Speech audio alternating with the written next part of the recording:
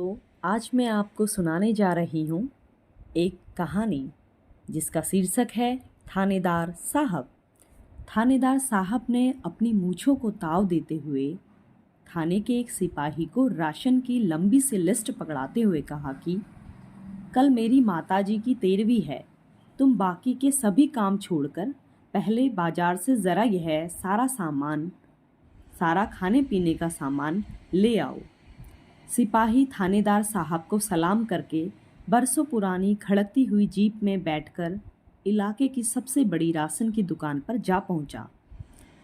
सिपाही के हाथ में राशन की लंबी सी लिस्ट को देखते ही दुकान के लाला जी की सांस उखड़ने लगी।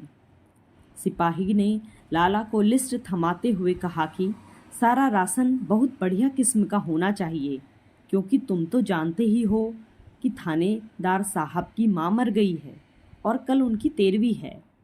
इस मौके पर इलाके के सभी नामी लोगों ने थानेदार साहब के यहाँ ही खाना खाना है, इसलिए किसी प्रकार की कोई कमी नहीं रहनी चाहिए। लाला जी ने जैसे ही दाल चावल तेल घी के साथ चाय पत्ती और शक्कर की लिस्ट देखी तो उनके मन में यही टीस उठी कि मुझे लग रहा है कि आज थानेदार साहब की नहीं, मेरी माँ मर गई है।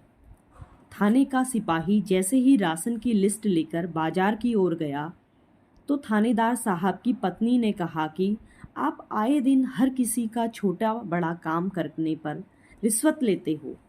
घर का खाने पीने से लेकर बाकी का सारा सामान भी आप सरकारी डंडे के जोर पर ले आते हो। कम से कम आज अपनी माँ के क्रियाक्रम पर तो अपनी कमाई से कुछ खर्च कर देते, ताकि उनकी आत्मा को शांति मिल सकती। आपके थाने में तो कोई बेचारा चोरी डकैती की रिपोर्ट दर्ज करवाने आ जाए, उसका सामान वापस दिलवाना तो दूर, आप लोग उससे भी रिश्वत लिए बिना नहीं छोड़ते। क्या आपने कभी सोचा है कि लोग तुम्हारे से डर कर तुम्हारे मुंह पर भले ही कुछ ना कह बोले, लेकिन आपकी पीठ पीछे आपको हर समय गालियां देते हैं। आप जैसे लोगों की हरकतों ने सारे पुलिस विभाग की मिट्टी खराब की हुई है। जैसे ही थानेदार साहब कुछ बोलने लगे तो उनकी बीवी ने कहा कि यह आपका थाना नहीं, मेरा घर है, हमारा घर है, इसलिए मुझसे ज़रा आराम से बात करो।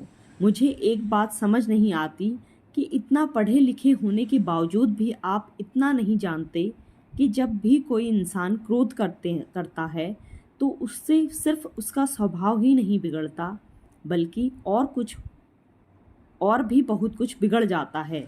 सारी दुनिया आप लोगों को समझा समझा कर थक गई है, लेकिन न जाने वो दिन कब आएगा जब आप रिश्वत लेना छोड़ोगे। थानेदार की पत्नी ने कहा कि मुझे इस बात पर भी हैरानगी होती है कि तुम्हारे अफसर भी इस बारे में तुम्हें कभी कुछ नहीं कहते।